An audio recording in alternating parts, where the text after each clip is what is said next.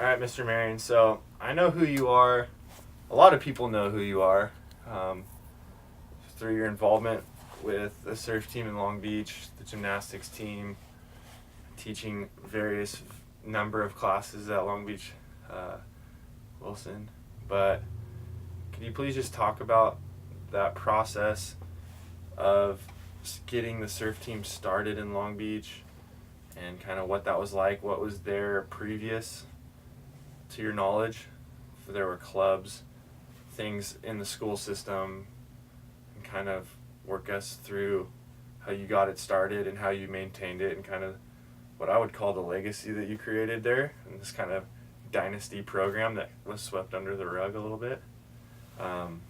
If you could just kind of start out with just a little intro, like with your name, kind of the position you had, and feel free to have at it. Okay. Yeah. All right. Yeah. Hi, my name's Steve Marion, and I taught at Long Beach State.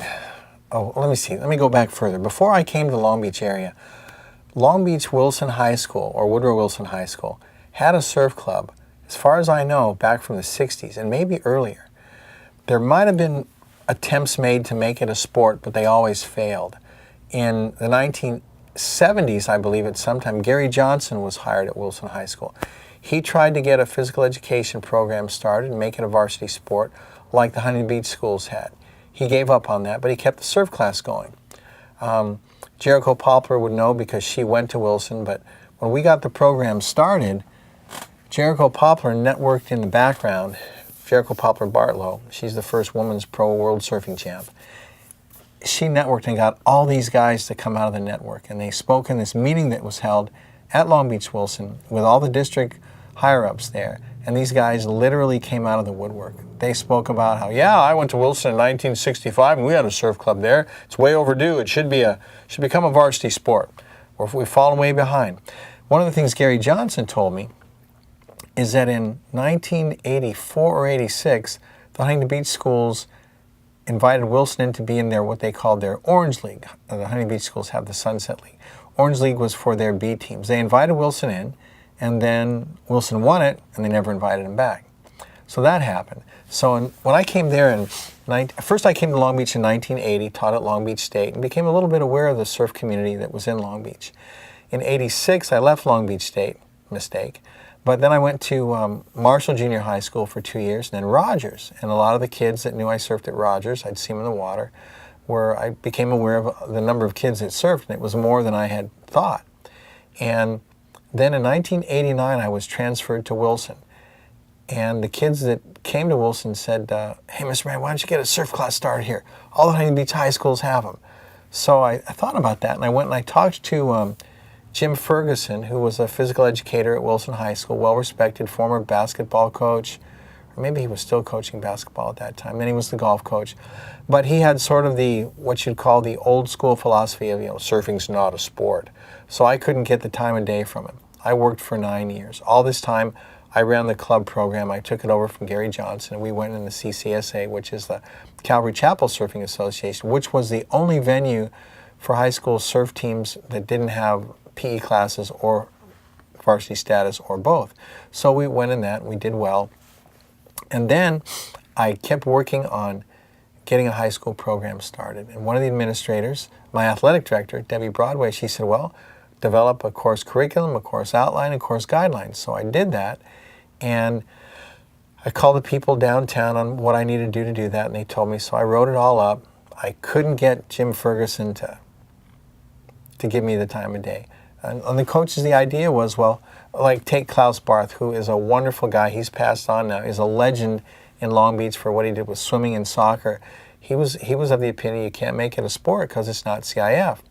And that was a general attitude. But then I'd almost given up, and I was down at the district office in maybe 1989, and I was turning in paperwork for something.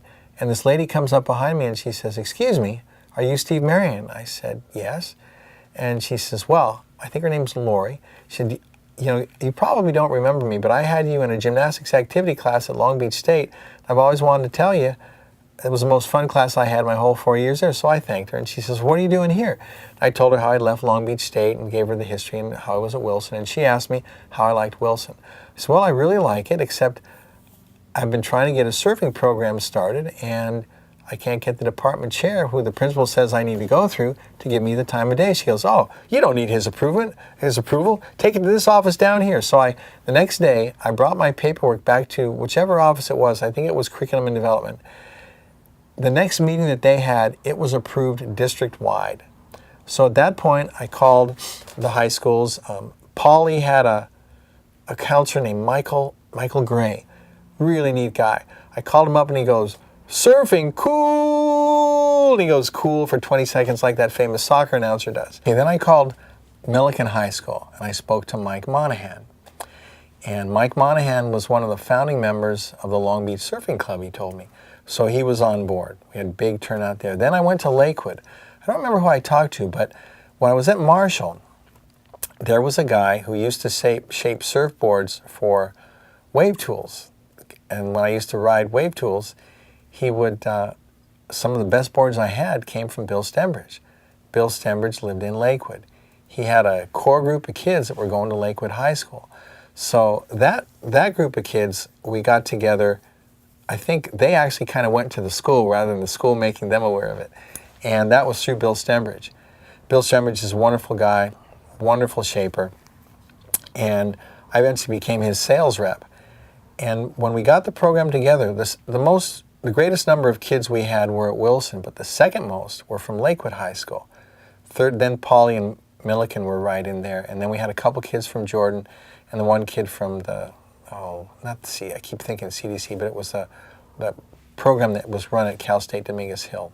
At any rate, then we got started. It was district-wide. Well, the program got so big that my school principal, and before that they'd had meetings, as I told you about, but it got so big that my school principal had gotten word from the district office that you can't have one teacher down there with that many kids. I said, well, get me an assistant. They said, no, you're going to have to get coaches at all the different schools. So at that point, I called Millikan. Mike Monahan told me, well, why don't you talk to Mark Willem? So I went to talk to Mark Willem. Mark goes, he's a Spanish teacher. He goes, well, Steve, I don't know. I'm used to having the kids inside four walls, and they're controlled and contained, and I've got a physical space I can limit them to. And I said, Mark, that's the beauty of it. You buddy them up. If they're not buddied up, they're out in the water, and they're not near their buddy, they get an F.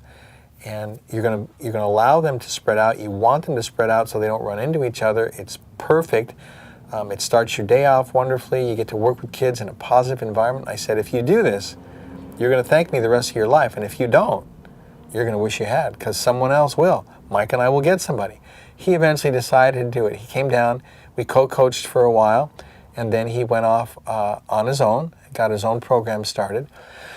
Then we went to, I went to talk at Paulie, but Michael Gray had a teacher that was interested in it, but the principal, I believe it was Mel Collins, he put the kibosh on it, just squashed it. And then I went over to speak at Lakewood High School. There were two principals, one that was Al Taylor, and another woman, I don't remember her name, but there was a guy named Joe Martinez who was interested in it. And I don't know if Joe was scared because the female principal put the fear of God in him and said, you get that surfing program started and we're going to give you 5 classes of Vato Gangbanger math. Because it was clear, he told me that she did not want a surfing program. And when I went to speak at their site council, she was very, adversarial, I guess would be a way to say it. So Joe, and I told Joe, I said, Joe, all you've got to do is get 40 kids. Get their parents involved. Don't make them go down the beach. Have meetings at lunch. Get a couple surf videos. You can borrow some of mine. Get them enthused. Get names, grade levels, phone numbers, interest level. Well, I don't know if the vice principals, no, I think she was a co-principal. I don't know if she scared him by browbeating him or if he was just not interested or lazy. I know he was interested. But anyways, it didn't get together there at Lakewood. Then we had the 2 programs from Millikan and Wilson. And the coach at Huntington Beach High School, Andy Verdone, said, hey, you get your PE class, we'll invite you into the Sunset League. So he did that. We entered the Sunset League, and the schools were Wilson, and Wilson was a combined team of Wilson and Millikan at first, was Wilson, Marina, Fountain Valley, Edison, and Huntington Beach High School, those 5. Well, then I started speaking up my ideas, and maybe I shouldn't have spoken so much, but to the south of us, in the San Diego CIF, they had an organization running the surfing contest, which is now the SSS. It was a different name before that. A lady named Diane Stoyer ran it. SSS later on took it over. And they were having separate heats for girls in the shortboard and longboard. And we had the Bartlow sisters, and that really upped the level of the girls, as well as our team, Jericho's daughters. And we were, they brought all the level of the surfing up for the girls and the boys. And then the boys just kept on going and got better and better. But the girls, I really felt we needed to have girls short and girls longboard.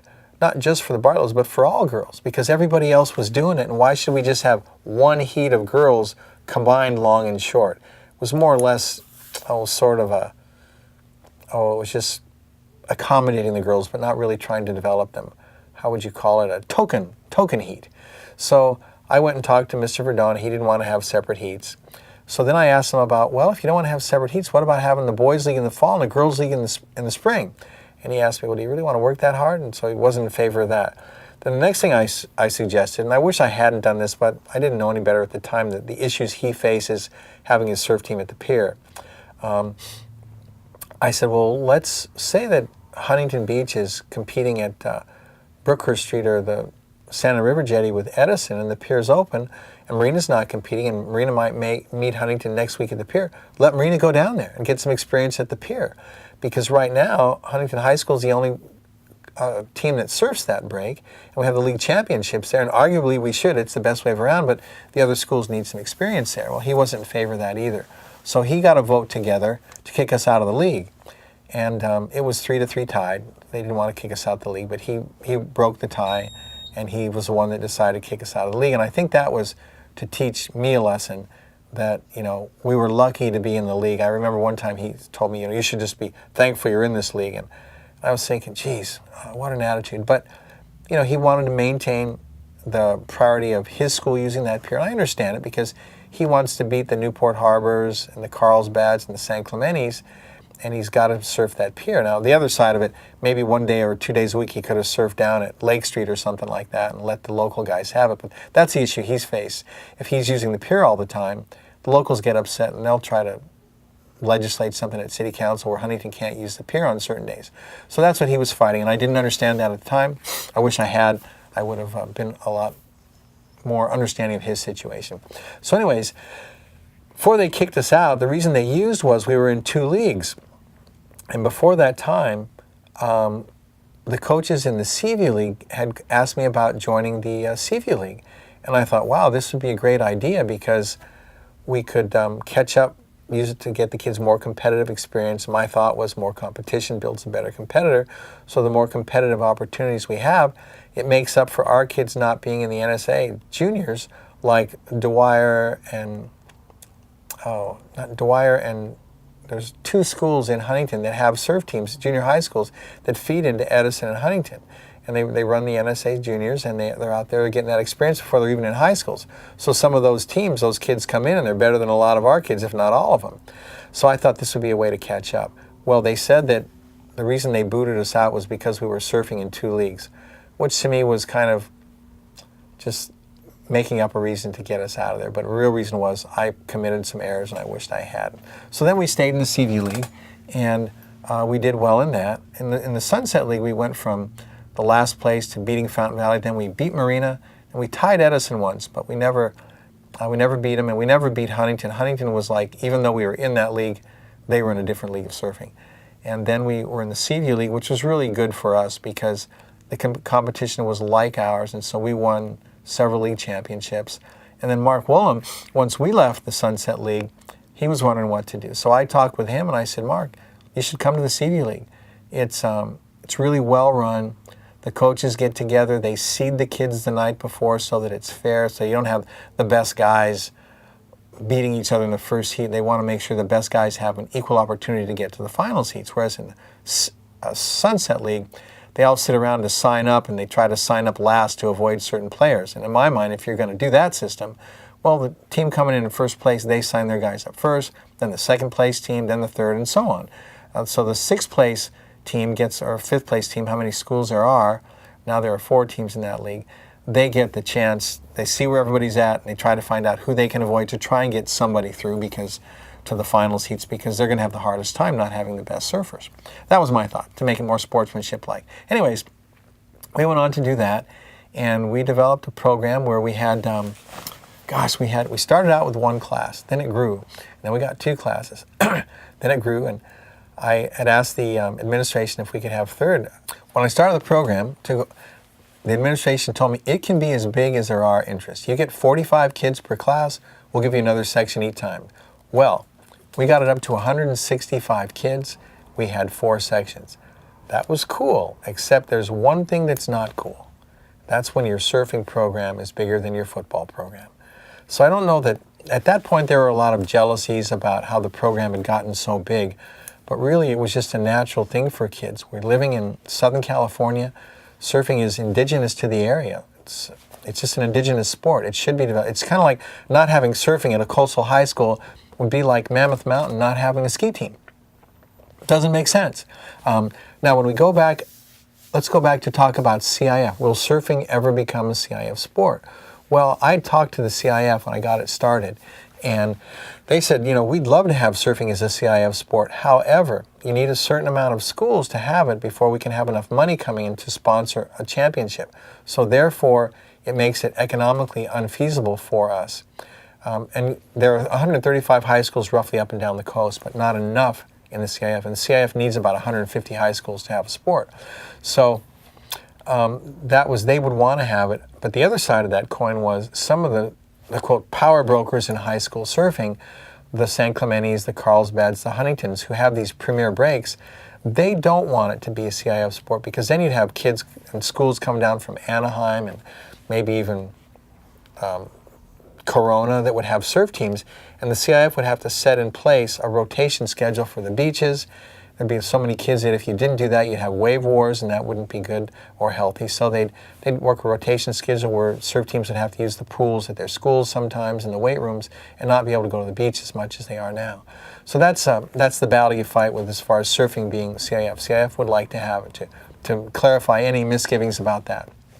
And now with surfing coming into the Olympic Games, that's going to be interesting. First of all, we'll have to see if it stays, because some sports have made it to the Olympic Games, like they gave golf one time, but the Olympic Committee didn't feel it was a good fit, so I don't think golf is now. Wrestling was, then was taken out, then was put back in. So we'll see what this does for surfing. I think it's, I listened to Kelly Slater talk on it. He thinks it's great, but we do have the WSL, which definitely determines who's the best, who's the world champion. So there's other ways to validate surfing. Is surfing a sport like any other? You betcha. How many sports have the playing field in motion? The athleticism is huge, equal to all other sports.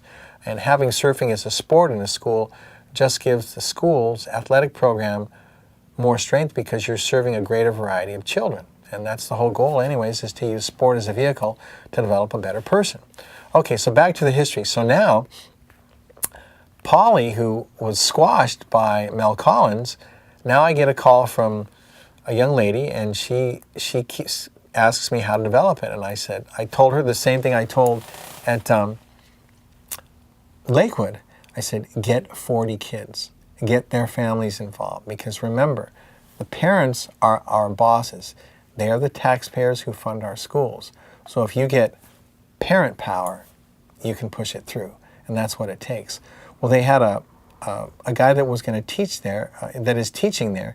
His name is Jeff Montooth, and his stepdad was a principal. So I think that helped them get that going there. So Jeff Montooth got the program started. Now Polly's starting. It's on a block schedule. It's a little harder to get your program winning as quickly as we were able to, because now more schools have surfing. It's become more widely accepted now. So that's the way it is now. The Seaview League has 7 teams presently, and Sunset League has 4. The Sunset League, they those schools that do well compete in the NSSA championships, and some of them compete in the SSS. The schools in the Seaview League, if they're going to go to state championships, they go in the SSS state championships. That's the Scholastic Surf Series.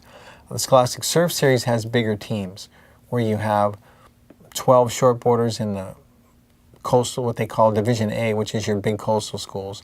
B is your schools that have to drive further. They need 9 shortboarders.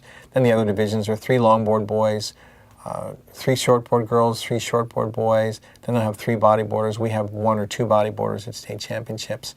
So the teams are bigger, so you have to coach. Whereas the NSSA, not sure the format now, but when I left it was 6 shortboard, 1 girls shortboard, and 1 boys longboard. That's it. So you need 8 kids. So a school that lives at the coast, where you have wealthier families that can travel, you don't have to coach. You just got kids coming in there that are good. So the NSSA lumps all the schools in one division. And in my mind, the NSSA is a wonderful organization, but if it's going to have a legitimate state championship, it needs to have divisions. All legitimate sports bodies have divisions. For example, the NCAA has Division 1, 2, and 3. And they have small schools and large schools. And other schools have weight classifications or size by that. CIF has different divisions. And that's just the way to do it. It's because you can't put a school that's got 4,400 kids and lives at the Huntington Beach Pier up against a school that maybe has 4,400 kids and has to drive 15 miles. It's just not equitable. So that's where surfing is at Huntington Beach now.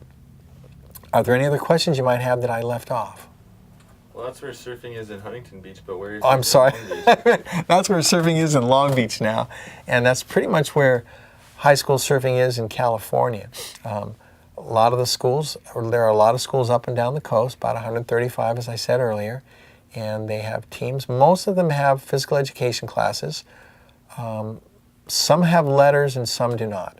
We fought real hard to get school letters because our opinion was there are other schools doing it, and whether it's CIF or not, as William Shakespeare said, a rose by any other name would smell as sweet, and we didn't want our kids relegated to second-class citizenry by not letting them have their school letters because it's not CIF.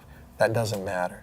It would be nice to have it, but it's not equitable for it to be CIF at this time in history. So you're saying that Long Beach has a rich history of surfing? Oh, yeah. Do you think that the high school program has helped sustain that or even improve that? Okay, I think now In the city? You have Long Beach Surfing Club, which competes in coalition events. But that's a neat thing, but it's more or less a subculture, not widely known about, except for the surfers that are really committed to surfing their whole life long. So the high schools is where surfing is in Long Beach now. It's what's keeping it going. You have to understand that before the breakwall was built, as you probably heard, Long Beach was called the Waikiki of the West Coast. And Bill Stembridge took me down on the Rainbow Pier, and we met this old guy, and the stories he would tell were incredible. He would say, let me tell you something, whippersnapper, nobody used to surf Seal or Huntington. Those were considered crappy little beach breaks. Long Beach was the place. When the northwest swells would wrap Point Furman, we get mile-long rights. You know what a mile-long right's like, whippersnapper? And I'd wait, and he wouldn't say, he'd just stand there and wait for it. I'd say, okay, sir, I'll bite. What's a mile-long right like? And he would say, your legs get tired. And then he would say, let me tell you another thing, whippersnapper. And he kept calling me whippersnapper. On the south swells, we'd get peaks all over the place. And then he said, let me tell you one more thing, whippersnapper. We used to drive from Long Beach to Sano in 25 minutes. At that point, I thought, okay, I've got to call bull stuff on this one. But then we had a trailer at K38 down in Baja, and we used to leave from Mexico like 3:30 in the morning on Friday night, Saturday morning after the drunks got off the road. Try to get in Baja Malibu 5:30 to 6:30, and so we could get a dawn patrol there before we went on down to K38. And one time we were taking PCH. We left from the Huntington Pier, and we went from the Huntington Pier to down in Dana Point where 5 hits PCH. And I looked at my watch, and it was 25 minutes. We weren't speeding, but we were hitting every light green at 3:30 in the morning. So I thought, boy, that older gentleman wasn't bull stuffing me. What he said was probably true, because when they were driving this prior to 1941, in these old jalopies and the old road that was a straight shot, they were buzzing down there at 85, 90 miles an hour as fast as those cars would go. They were doing that. So I went back to meet him, And I said, sir, do you remember me? And he says, of course I remember you came in here with Billy Stambridge. Maybe old, but I ain't seen now. What can I do for you, whippersnapper? And I said, well, sir, remember when you were telling the story, and I related that to him, and I said, and he says, yeah. And I said, well, I kind of doubted you, and I wanted to apologize for that, and I related how I'd driven you. He says, he hesitates, he says, well, I don't know why you think I need to feed you a line of malarkey, but apology accepted. So that was kind of cool. And then when I got, that was back in, gosh, I don't know, the 1980s. So then when I got the program started at Wilson, I went to find him, and unfortunately the man had passed away. But just think, if I could have had him come in and meet those kids, and they could have seen a living piece of history that was there when those waves were rolling through under the, the Long Beach Pike and the big roller coaster there. Just imagine if they could have seen that guy, because there was the Rainbow Pier, there was a Linden Street Pier, and when what was the name of the big roller coaster? Cyclone. The Cyclone. The waves were breaking under that pier that the Cyclone was on. I don't think people surfed it much, but sometimes they'd take off there and run over toward the Rainbow Pier, and that would have been a sight to see. And it'd sure be a sight to see if we could find a way to reconfigure that break wall, keep the home safe, and restore some clean water circulation and waves to Long Beach so the kids in the community could not have to drive for hours. Because right now, if you're not in a high school surfing program in Long Beach, you don't get to surf that often, because most of the time you can't get the bus money.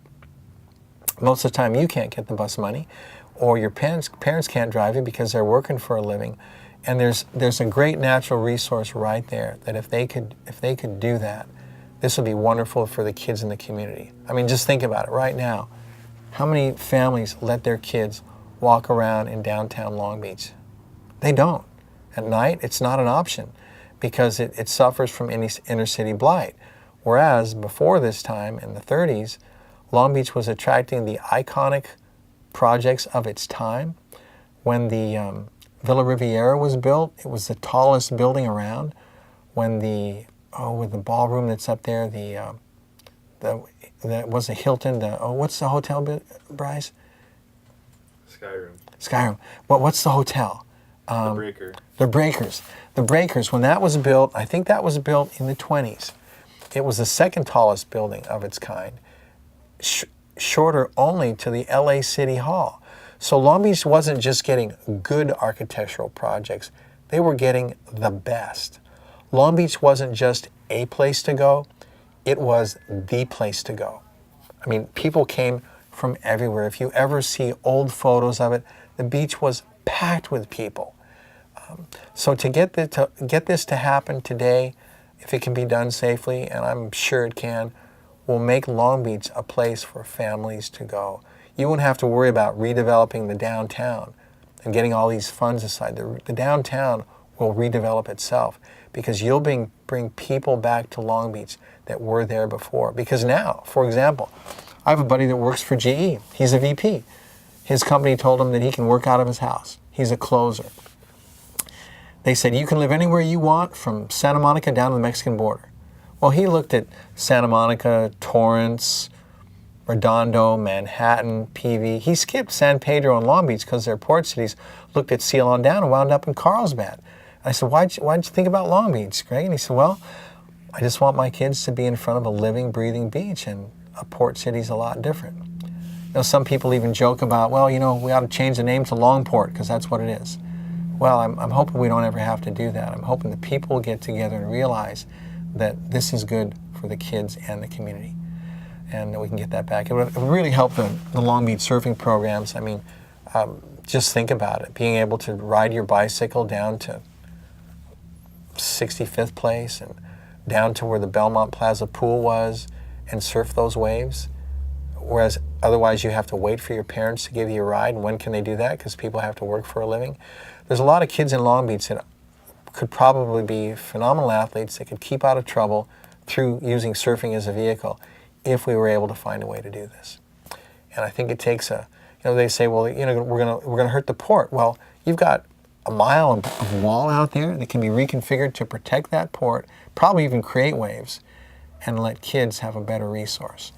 And then, of course, then you get the idea that the homes on the peninsula, they're worried about that. Well, that's got to be part of the project. Okay, any more questions? What's the next question, Bryce? So, talked about kind of the history and development of surfing in Long Beach and in the school system. And then you kind of just hit on what you feel about like its involvement with the surf culture in Long Beach and the kind of a little bit of the history of the surf culture in Long Beach. So just to kind of go along with that, or kind of in a different vein, can you speak a little bit just about Wilson High School and kind of the success of the program there and kind of the state championships that were won and just kind of ring that? Because I know you're a humble man, but you had a great impact while you were there and you achieved a lot with that team, and that team was very successful. And there's all those trophies in the gymnastics room. We took that photo of you in the bleachers, you know, that really highlights it. Can you just kind of speak about that a little bit? Sure, yeah. Thank you for that. That was wonderful that you put that together. Photo of a lifetime. Well, we were lucky enough to win a lot of the CCSA events over the years. Keep in mind, I was at Long Beach Wilson from 1989 to 2016. So that was 27 years. So I had a lot of time to earn some trophies. And the kids, they earned a lot of trophies. And that's why they're all still there, because they were there. So I don't remember how many CCSA championships we won, or first, second, third places, but I know there's about probably 16 of those plaques and trophies in the gymnastics room, and in the PE office. There's still some of them there, and there's some back in the hallway. And then there's we competed in the organization that was before the SSS, and it was the ISA, Interscholastic Surfing Association. That was one that was run by Diane Stoyer, and we won the state championships there as a team in '08. We won the shortboard championship for boys in '06. We never won the longboard. We were second so many darn times. And it was so frustrating because one year we thought we had it, and well, we didn't. But we won the girls championships. This was when the Bartlow sisters were there. We won it like, I don't know, maybe the long and the short, probably 4 or 5 years in a row, something like that. And so we've done pretty well at the state championships. But then when they took our school from the block system back to the traditional schedule, that took the surfing program from a developmental program, because we were able to build it. It wasn't me as a great coach, and it's not false humility. It was just I was lucky enough and maybe smart enough to develop a system that allowed kids to develop. We had 6:30 to 8:30. We had a class that went Monday, Wednesday, Friday one week, and Tuesday, Thursday the next. Then we had the next section that went Tuesday, Thursday one week, Monday, Wednesday, Friday the next, because that's the way our block rotated.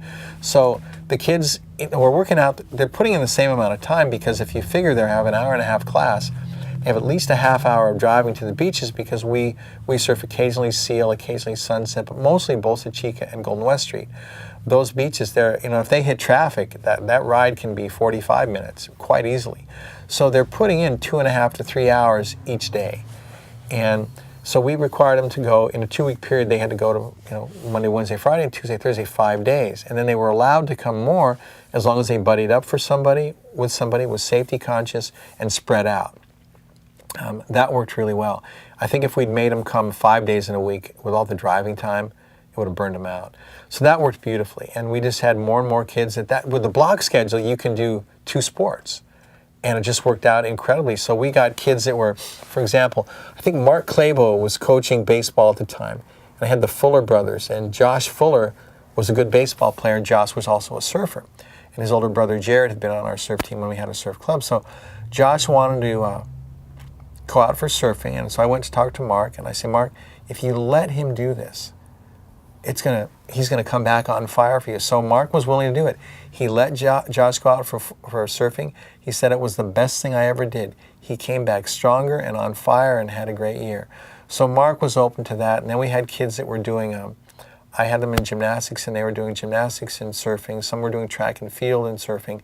Swimming, we worked, was a little harder because, water polo, because the kids had to be there every day because they run team plays. We had some swimmers out there. We had some swimmers doing gymnastics under the block. But the thing was, the block schedule, you had the kids for 90 minutes. So when you have the 6:30 to 8 class, the kids got to leave after the sun had warmed them up. And then they had an hour and a half to be back to school. And you think that's too many time, they're going to fool around and get in trouble. Well, it's not, because after you get out of the water at 8 o'clock, and if it's good, they want to stay a little late. Then sometimes there's carpool problems, sometimes cars didn't work, sometimes parents arrive late, so you need that time. And once you get out of the water, in the dead of winter, when your hands are frozen cold, you can't even get your wetsuit off or put your board on the rack. So putting the board up on your racks or in your car and just being frozen solid, it takes a while to get the body warmed up so it can function. So that's what I got the district administrators to agree on, that an hour and a half was necessary.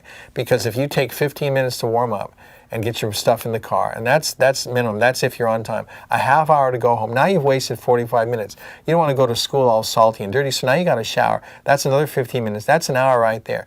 Then you got to eat, get some nutrition. I mean, you're pushing the limit as it is. So an hour and a half would be minimum. So that's what we had. Then we had, when I grew over 90 kids, I said, hey, we need a third section. Administration said, well, that won't work. I go, no, let me show you how it does work. So what you did is, if you had an 8 to 9, the 6:30 to 8 class was their 8 to 9:30 class. They went to 6:30 to 8, 8 to 9:30, they came back to school so they can be at their 9:30 to 11 class. But remember, there's 8 blocks and the kids had to take 7 periods. So the day that they'd be in surfing, if they couldn't do the first or second period, which was the 6:30 to 8, the third or fourth, they go to third, but they're going 8 to 9:30. So that's where they're really going, is during the first period block, but they go to the third. So the third period is when they get back to class. Then they can be back to school in their 5th period. It took a while to explain that. And if you don't, call me up sometime, I'll explain it to you. I'll draw it on a diagram for you. But anyway, so then we had the third section, and the word got out. We used to call that the luxury period, because for most of the time, 8 to 9:30 was before the winds came up, or when the winds started to turn, and when it was so warm. So that was a luxury class. So as soon as we got that one, we had more kids wanting to go to that hour. So then we had to open up a 4th section. So that was pretty cool. And at that point, the administration was pretty generous, because we never had 180 kids. But if you had out the 165, that basically gave you around 40 to 45 kids a section. They could have easily squashed it down to 3 and said, no, you can't have that anymore. But they were very, very good to the surfing program, so thank you. And eventually the program became a real good example of the community and the school working together, because when the community came out at those meetings, the administration saw that, hey, this is something the community wants. But if you're a high school administrator in Long Beach and you know your kids are going to be surfing the Huntington Beach beaches, you're scared. Why? The liability of the driving. I mean, the kids are going on a field trip off campus every day, and they're going from LA County to Orange County. So if you're a high school administrator, what do you have in your what's the light shining in your eyes? Lawsuit, litigation, liability. So we had a myriad of forms the kids had to fill out. I think it was like 14 pages that the parents had to sign originally. It's been cut down now, but I knew I'd have to deal with that the rest of my career. We had a liability waiver. We had a physical that they had to take. That was 6 pages. We had an emergency form. We had the rules and policies. We had competitive guidelines. We had all these forms that they had to read, parent guidelines, etc. But eventually it became where the school was proud of what that they allowed it is. For example, originally I had an administrator, when I tried to start the surfing program, say, you know, surfers aren't athletes. And at that point in my heart, I had it up to my ears. And I said, oh yeah, well, what are they? Oh, they're sex fiends, drug addicts, perverts, and derelicts. And you know, you're looking at a guy who grew up in the 60s and has never used an illegal drug. Now, call me a nerd. Okay, I went through a time in life where I might have drank too much, but realized I couldn't do that. So, I mean, but I've never smoked pot, never used an illegal drug, so I was kind of the nerd. And so when they make that comment to me, that surfers are so-and-so, that angers me, because that's just a stereotype. That to me is another form of racial prejudice. You're lumping surfers into one group like you might do any minority, and you're saying they're bad because they're not like you. Well, you know, the old psychological axiom, ignorance produces fear and fear hatred. People who haven't surfed don't understand what a release it gives you, how it makes you an easier guy to deal with all throughout the day. You know, the research is strong on it. The ion exchange that happens at the ocean, that's why swimmers go, let's just get wet. That's why you feel relieved after you take a shower. The same thing happens in surfing, only it's multiplied tenfold. So I said to that guy, you know, Yesterday, I just surfed with the president of Rio Hondo College and the chief architect for every junior college in the state. Can I relay your message to them that they're so-and-so? And can I give them your phone number so they can call you? And I wanted to finish it with you piece of horse dookie. I didn't. But old ideas die hard. And that guy, I kind of put him on notice that homeboy wasn't going to lay down and take their verbal crap. So they didn't make the comments to my face, but I'm sure their ideas in their head didn't change about their preconceived notions about what surfers were or are. And that's unfortunate because I had, as well, one year when we had the 165 kids, we had 4 valedictorians on our surf team. 4. Now, do you know how many other teams at Long Beach Wilson High School can say that? None. 0. 4 valedictorians. 4 nerds on the surf team. That's pretty cool. And I used to tell the kids, girls, boys, pick the nerds and the nerdettes that you're going to date with because the nerds will rule the world. The poor kids that don't do well in school, they're going to be on the cool guys that hanging out on the street corner with a skateboard that's got a broken truck. Stay away from those guys because those cool guys, good-looking guys in high school, that don't get it together, they're going to be broke when they're older, and you won't be able to live in a nice neighborhood, keep your family safe, raise your kids to go to a good school. So be a nerd. Surfing nerds will rule. A lot of the kids bought into that, and they did pretty darn well in school. Okay, what's next? So, did a good kind of like holistic discussion of the program and surfing in the schools in Long Beach. Being a coach for all those years, could you describe 1 or 2 of your most memorable moments as a coach? I think memorable moments, gosh, it's hard to say because there were so many, but the neat thing for me was when, I knew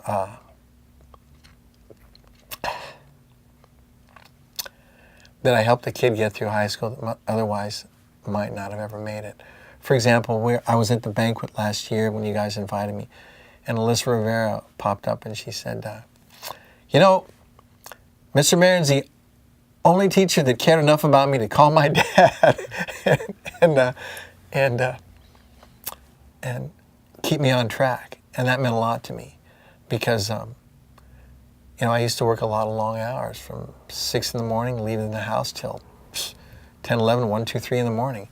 And so when Alyssa said that, I think another one was, winning the state championship, you never forget that. But it's the kids that, the sparkle they get in their eye when they stand up on that first wave.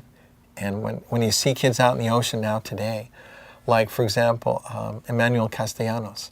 I remember him. This is a guy who was, used to drive for all the way across town. And now I see him out in the water today, surfing.